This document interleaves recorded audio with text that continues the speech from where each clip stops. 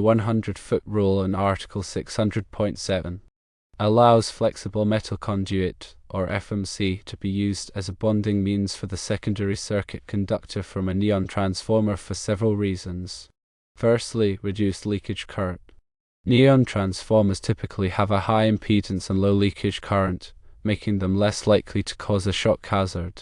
Secondly, limited secondary voltage. The secondary voltage of neon transformers is typically low, 120 volts or less, reducing the risk of shock.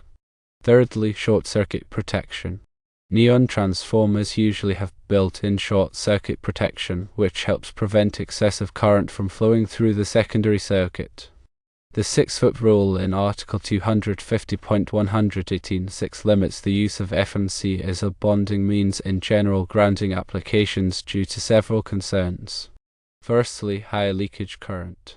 FMC may have higher leakage current than other types of bonding conductors, which could pose a shock hazard if used in high current applications.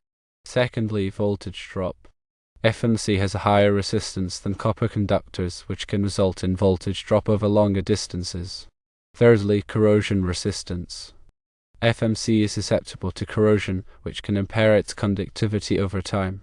The distinction between the 100-foot rule in Article 600.7 and the 6-foot rule in Article 250.118(6) is due to the specific characteristics of neon transformers and the intended application of FMC in neon lighting installations.